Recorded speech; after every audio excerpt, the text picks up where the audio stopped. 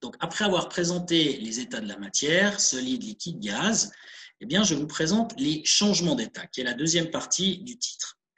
Alors, les changements d'état, qu'est-ce que c'est qu'un changement d'état? Eh bien, comme son nom le laisse penser, c'est le passage d'un état de la matière à un autre. Alors, vous avez, par exemple, vous prenez un solide, comme, disons, l'eau. Eh bien, l'eau, si vous la... excusez-moi, comme la glace, pardon. Vous avez de la glace. Si vous chauffez de la glace, eh bien, vous savez très bien qu'au bout d'un moment, vous allez obtenir de l'eau. On dit que la glace va fondre, en fait. Eh bien, fondre, ça vient un peu de la même racine que le mot fusion, en fait. Fusion. Donc, quand on passe de solide à liquide, eh bien, on a une opération qu'on appelle la fusion. Au contraire, si vous avez de l'eau et que vous la mettez dans le congélateur, l'eau va devenir solide. Et donc, dans ce cas-là, on parle de solidification. Toujours avec l'exemple de l'eau, si vous avez de l'eau que vous mettez dans une casserole et puis que vous chauffez la casserole, eh bien, l'eau va chauffer et quand elle va atteindre 100 degrés environ, eh bien, elle va se transformer en gaz. Et le gaz de l'eau, on appelle ça de la vapeur. Et donc, c'est pour ça que le passage de liquide à gaz s'appelle la vaporisation. Au contraire, quand vous avez un gaz, comme par exemple la vapeur, et que vous le refroidissez, eh bien, vous allez obtenir un liquide. Et ce liquide, c'est la liquéfaction.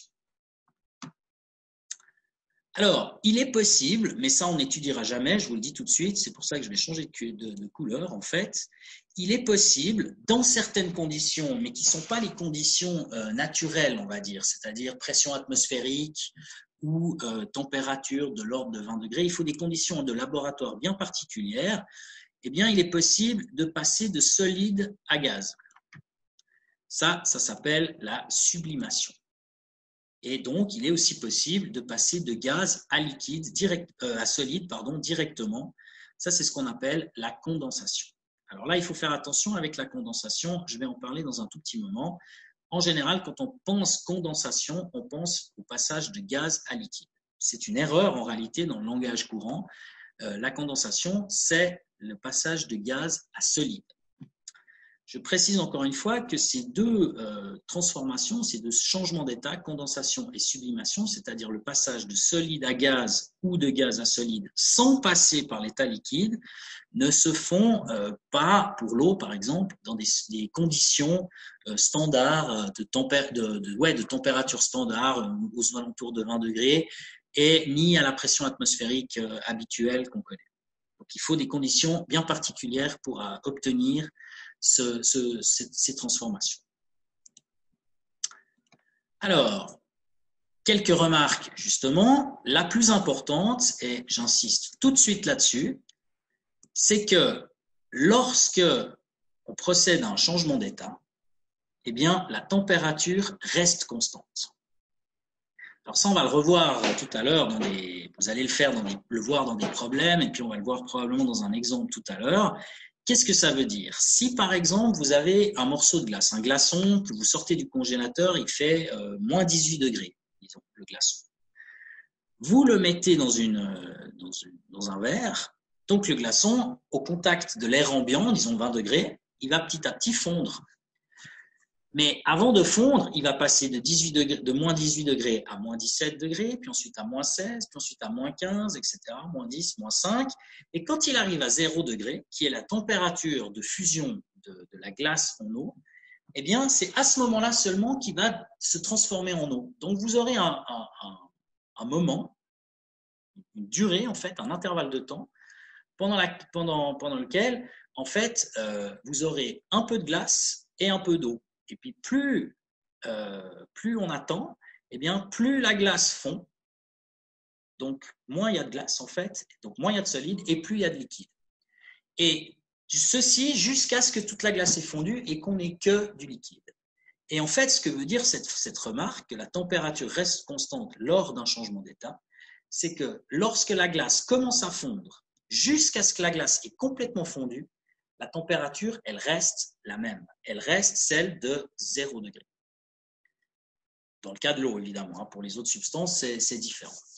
Ça veut donc dire qu'en fait, ce qu'il ne faudrait pas imaginer, c'est que pendant que la glace fond, et donc si c'est de la glace, elle est encore à 0 degré, que ce qui a déjà fondu continue à chauffer. Donc passe à 5, 6, 7 degrés, alors que la glace est encore à 0. Ça, ce n'est pas possible. L'eau, elle doit rester à 0 degré pendant que la glace est encore en train de fondre. Toute l'énergie que vous amenez pour faire fondre la glace ne peut pas servir à chauffer l'eau tant que la glace n'a pas encore fondu.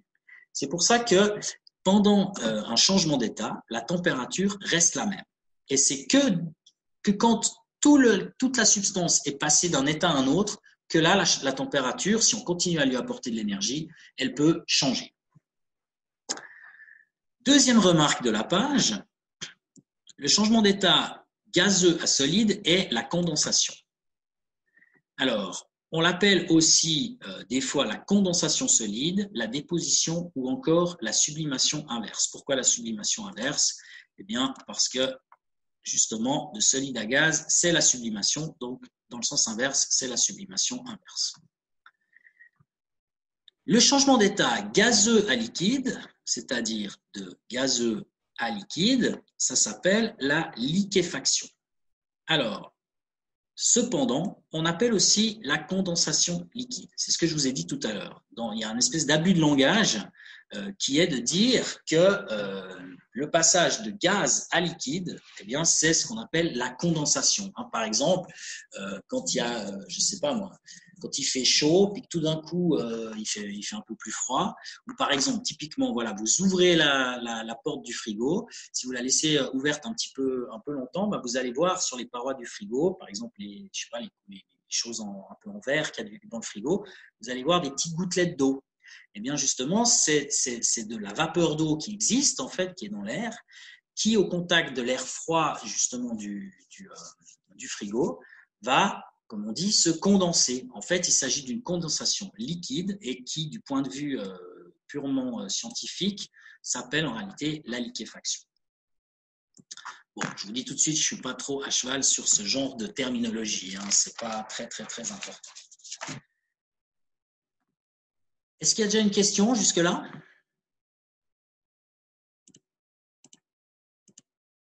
Il n'y a pas de question.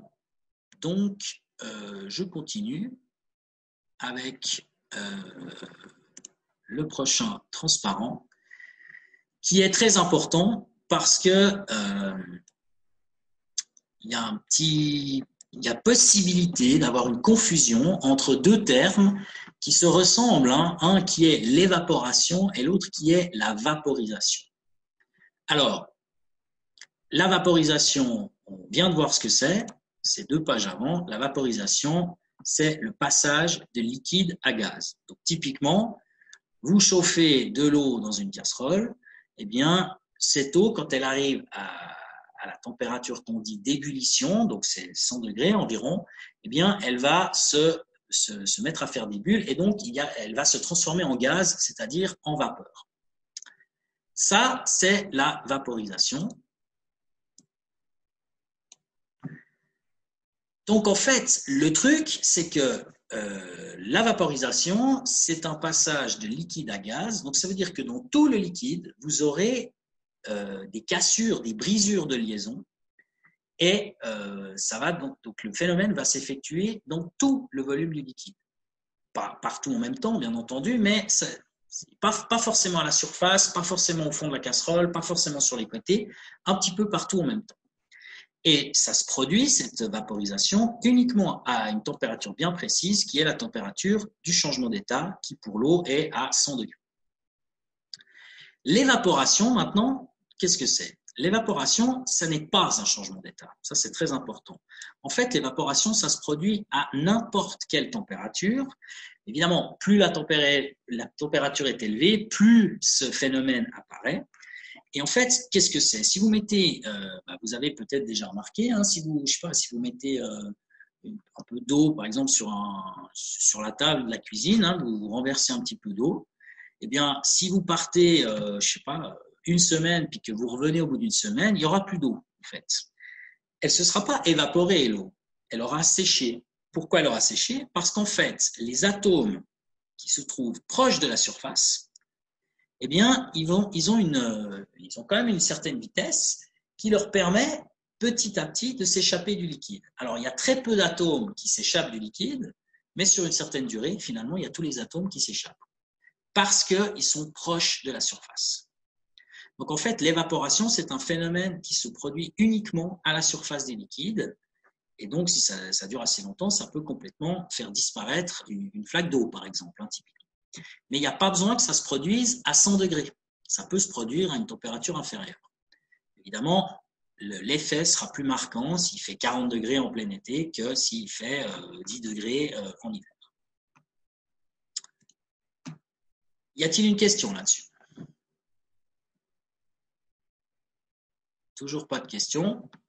Alors, s'il n'y a pas de question, je passe aux formules. Pour changer un état, il faut casser les liaisons des atomes. Donc, pour casser les liaisons des atomes ou les reconstituer, il faut apporter de la chaleur ou au contraire en enlever. Donc, cette chaleur, on peut la calculer grâce à une formule qui est celle-ci. Là, voilà. Q est égal à M fois L. Alors, Q, qu'est-ce que c'est? Q, c'est l'énergie thermique qui est nécessaire pour effectuer le changement d'état. Donc, c'est une énergie qui peut être positive ou négative, ça dépend. Si on monte dans les états, par exemple de solide à liquide ou de liquide à gaz, eh bien dans ce cas-là, il faut amener de l'énergie de l'extérieur. Ce sera donc une énergie absorbée par la substance. Elle est donc positive.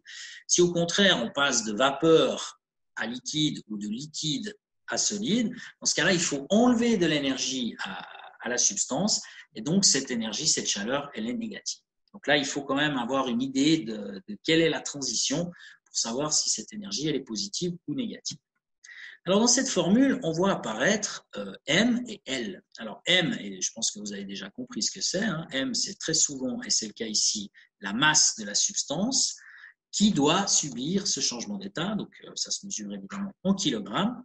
Et puis là, il y a une nouvelle grandeur que j'introduis maintenant qui est la chaleur latente, c'est le L, chaleur latente de la substance subissant le changement d'état. Alors, cette chaleur latente, ça se mesure en joules par kilo. De quoi s'agit-il en fait? Eh bien, ça se trouve au transparent suivant. La chaleur latente, en fait, c'est une caractéristique d'une substance. Et cette caractéristique, elle représente en réalité la quantité d'énergie nécessaire pour faire changer d'état une masse de 1 kg de substance. Donc, ça va dépendre de la substance, puis ça va dépendre aussi de l'état, évidemment. Si vous passez de solide à liquide ou liquide à solide, c'est la même chose. Mais si vous passez de liquide à gaz ou de gaz à liquide, là aussi, c'est la même chose, mais ce n'est pas la même chose que de solide à liquide. Quand c'est de solide à liquide, on va parler de la chaleur latente de fusion, parce qu'en fait, de solide à liquide, c'est la fusion. Puis quand c'est l'inverse, c'est la solidification. Dans ce cas-là, on utilisera toujours la même valeur qui est la chaleur latente dite de fusion. On note LF comme fusion. Si par contre, on parle de chaleur latente de vaporisation, on note LV, dans ce cas-là, on parle d'un passage de liquide à gaz ou l'inverse de gaz à liquide, c'est-à-dire la liquéfaction. Donc la chaleur latente, c'est quelque chose qui est propre à un changement d'état. Et c'est aussi propre à une substance en particulier. Ça représente la quantité d'énergie qu'il faut donner ou qu'il faut enlever à 1 kg de substance pour justement qu'elle effectue le changement d'état. Alors, ces grandeurs-là, vous pouvez les trouver, j'ai oublié d'ouvrir ce truc, je vais vite l'ouvrir, vous pouvez les trouver dans la table numérique que je vous ai donnée. Cette table numérique qui est ici, attendez, hop, je vais vite réduire ce machin, voilà. Cette table numérique, donc ça se trouve justement à la deuxième page, tout en haut ici. Vous voyez, vous avez la chaleur, je vais l'agrandir un petit peu. Hop, hop, hop, voilà. Chaleur latente de fusion et chaleur latente de vaporisation. Donc je vous ai mis ici quelques substances là, dans la colonne ici de gauche. Et puis ici, vous avez les chaleurs latentes de fusion et ici de vaporisation. Et donc, vous avez les valeurs qu'il ne faut pas oublier de multiplier par 10 puissance 5 quand vous les utiliserez dans les exercices. Hein. Puis ce sont donc des joules par kilo. Alors, cette chaleur latente, voilà, bon là j'ai le même tableau que je vous ai montré tout à l'heure avec un petit peu, ouais, il y a les mêmes en fait, hein. Voilà. Il y a les mêmes valeurs, quoi. Bien, alors, avant d'attaquer l'exemple, eh bien, parlons encore du signe justement de la chaleur qu'on peut calculer grâce à cette formule. Le signe, il est très important ici. Hein. Lorsque vous parlez de fusion, de vaporisation ou même de sublimation, il s'agit donc de passer d'un état inférieur, on va dire, solide à liquide, ou liquide à gaz, ou carrément de solide à gaz. Donc, ça veut dire qu'en gros, il faut casser ou détériorer les liaisons entre les molécules. Dans ce cas-là, pour le faire, la substance, il faut lui donner de l'énergie thermique, et donc, elle doit en absorber. Donc, du point de vue de la substance, la chaleur, elle doit être absorbée, elle doit donc être comptée positivement. Ça doit être une valeur positive. Si par contre, vous descendez dans les états, vous partez par exemple de gaz à liquide, on appelle ça la liquéfaction, ou de liquide à solide, on appelle ça la solidification, ou directement de gaz à solide, la condensation, alors dans ce cas-là, la substance, elle doit reformer ces liaisons, et donc elle a de l'énergie en trop en fait. Elle doit en donner de cette énergie pour effectuer le changement d'état. Donc dans ce cas-là, du point de vue de la substance, vu qu'elle donne de l'énergie, elle en perd, et donc si elle en perd, elle doit être comptée négativement, cette chaleur-là. Donc en définitive, il faut toujours utiliser la même formule qui est celle-ci, mais selon le changement d'état qu'il y a à faire, c'est à vous de réfléchir s'il faut considérer cette valeur de Q comme étant positive ou négative. Voilà. Est-ce qu'il y a une question?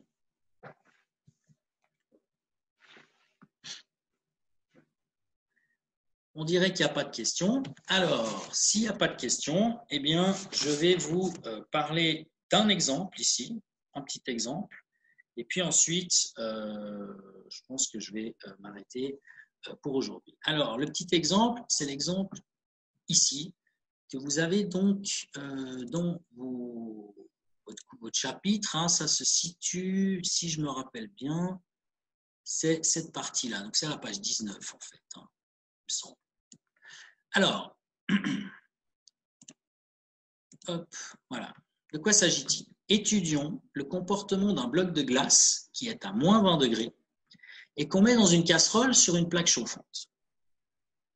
Donc, vous mettez de la glace dans une casserole, vous mettez ça sur la plaque et vous allumez la plaque.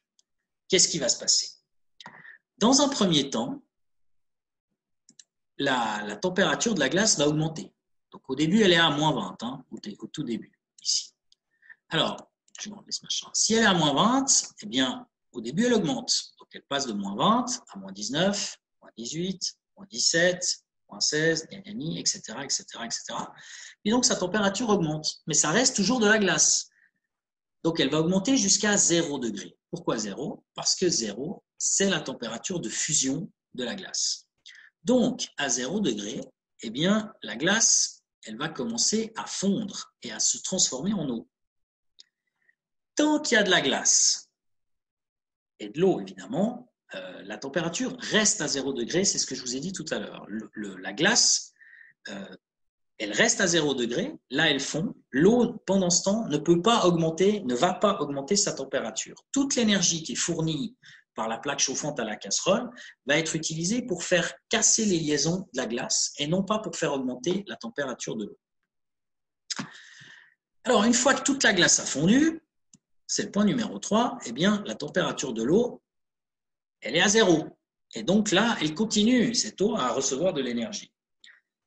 Donc en fait, cette énergie, elle va faire augmenter sa température. Donc elle est à 0 degré, elle va passer à 1 degré, puis à 2 degrés, puis à 3 degrés, etc., etc. Ça va augmenter jusqu'à 100 degrés. Puis à 100 degrés, comme vous le savez, l'eau, elle devient de la vapeur. On atteint la température de vaporisation. Alors à 100 degrés, l'eau se transforme en vapeur. Et donc, durant ce processus, la température, encore une fois, reste à 100 degrés.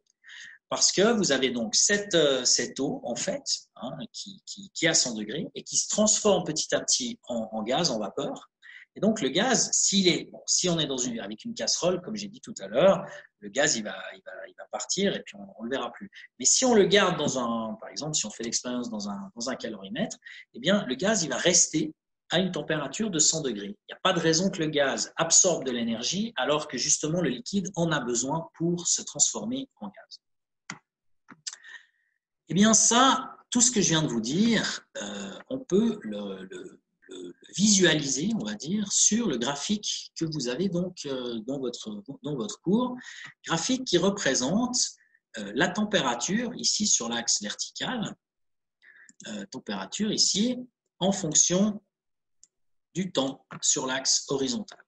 Donc l'idée, c'est de mettre un thermomètre dans la casserole et puis de repérer au cours du temps quelle est la température du mélange. Alors, qu'est-ce qu'on va voir? Au début, je vous ai dit, première partie, la glace, elle est au début à moins 20 degrés et sa température augmente jusqu'à ce qu'on atteigne 0 degré. C'est toujours de la glace, c'est la glace qui change de température. Ensuite, quand la glace plutôt atteint les 0 degrés, elle va commencer à fondre. C'est la température de fusion, l'étape numéro 2. Donc dans ce cas-là, on a au début beaucoup de glace, peu d'eau, et puis plus la glace fond, plus on a d'eau, et donc moins on a de glace. Pendant ce temps-là, la température, c'est très important, vous voyez ici, elle reste toujours à 0 degré. On a ici un palier, en fait, un plateau. Là. La température n'augmente plus. Dès qu'on a transformé toute la glace en eau, alors à ce moment-là, l'eau, elle peut commencer à absorber cette énergie et donc sa température va augmenter. Et donc la température augmente. Elle va passer de 0 à 1, à 2, à 3, à 20, à 50, etc. jusqu'à ce qu'elle atteigne 100 degrés. Quand elle atteint 100 degrés, eh bien à ce moment-là, l'eau va commencer à se vaporiser, se transformer en vapeur. Et donc, tant qu'il y a de l'eau, eh bien, il n'y a pas de raison non plus que la température augmente. Donc, dans ce cas-là, on a de nouveau un palier, puisque toute l'énergie qu'on continue à apporter au mélange va servir à casser les liaisons de l'eau, du liquide, donc, pour en faire de la vapeur. Et c'est qu'une fois qu'on a toute la vapeur, qu'on n'a que de la vapeur, que si on continue d'apporter de l'énergie, alors à ce moment-là, la vapeur va augmenter sa température et passer de 100 à 101, 102, etc., etc. Ce qui n'est d'ailleurs pas représenté sur ce graphique puisqu'on s'arrête ici.